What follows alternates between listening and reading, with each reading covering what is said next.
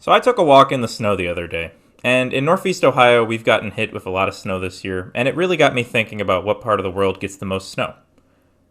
And your mind could jump to several conclusions about this. I immediately thought either the North Pole or Antarctica in terms of snow. And to kind of dive into the subject, as it were, Antarctica, to me, I always thought of it being a place where just penguins inhabited the entire place, they had their own cities, and they lived amongst the seals. But when you get there, you do discover that this is almost a fictionalized image of the continent. Most of the continent, which, I mean, looking at this, it is enormous on Google Maps. I did not realize it was this big.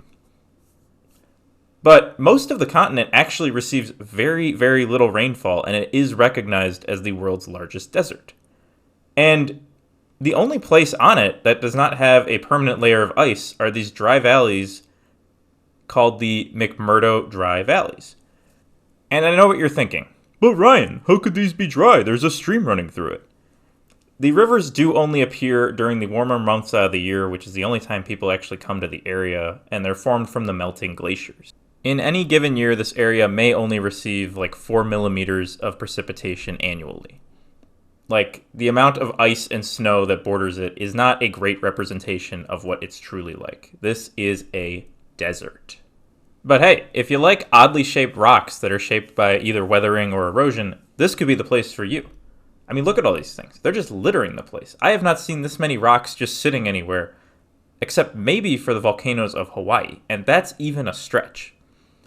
There is life here. There are several types of bacteria that do inhabit it. These granite hills represent a portal into time. We are seeing the past in real life. In terms of like light years, this would be the equivalent on Earth.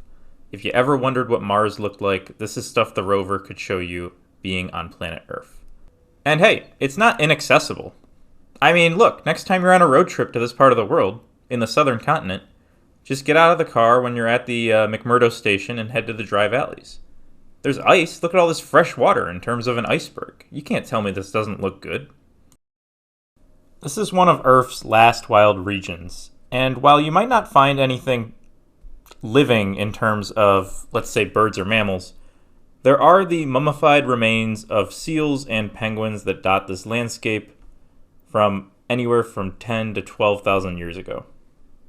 If we did want to talk about time standing still, look at this. Look at all these valleys that just come out of the continent like this. The only thing that moves around here is the wind and the glaciers occasionally, and the glaciers hardly even move as is. Think about this. That's just a wall of ice going. And while each valley has been explored and the sea is iced over to a degree that you can get there from the research station, it's crazy to think that these people are here at all. I mean, look at this. Would you want to live out of a shipping container for your entire time being in a place where you're supposed to do research for your whole day? It's just crazy. What are you supposed to see? Penguins all day? Some people live for this, though. And if you like the cold, this is the only place I could recommend. If you want to experience the movie Frozen in real life, come to Antarctica. Meantime, I hope that you will like and subscribe to the channel.